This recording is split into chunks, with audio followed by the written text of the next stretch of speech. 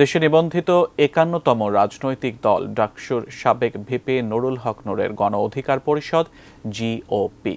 তাদের প্রতীক ট্রাক। অবশেষে নিবন্ধন পেল ঢাকা বিশ্ববিদ্যালয়ের কেন্দ্রীয় ছাত্র সংসদ ডাকসুর সাবেক ভিপি নুরুল হক নূরের নেতৃত্বাধীন গণ অধিকার পরিষদ জিওপি। সোমবার নির্বাচন কমিশন দলটিকে নিবন্ধন দেয়। এরপরই দল নিয়ে নুরুল হক নূরের প্রতিক্রিয়া। গণ অধিকার পরিষদের নিবন্ধন প্রাপ্তিতে আমরা দেশবাসীকে শুভেচ্ছা এবং অভিনন্দন জানাচ্ছি, আল্লাহর কাছে কৃতজ্ঞতা প্রকাশ করছি।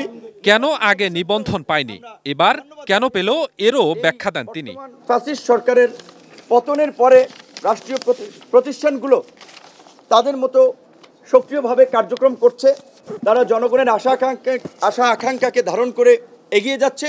আমরা গত ২৮ তারিখ এবি পার্টির নিবন্ধন প্রাপ্তির পর যেহেতু আমরা কোর্টে যাইনি, আমরা নির্বাচন কমিশনের কাছেই আমাদের আবেদনটি পুনর্বিবেচনার আহ্বান জানাই।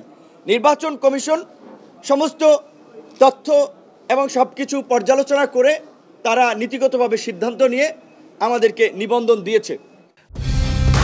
কালার এক্সপার্ট, জর্জ স্যাপ এবং মাইল্ড অন হ্যান্ডস টেকনোলজি সমৃদ্ধ অরিক্স ক্রিস্টাল ওয়াশ আপনার লন্ড্রি এক্সপার্ট। ২০২৩ সালের নির্বাচনের আগে গণ অধিকার পরিষদের নিবন্ধন আবেদন অগ্রাহ্য হয় নির্বাচন কমিশনে।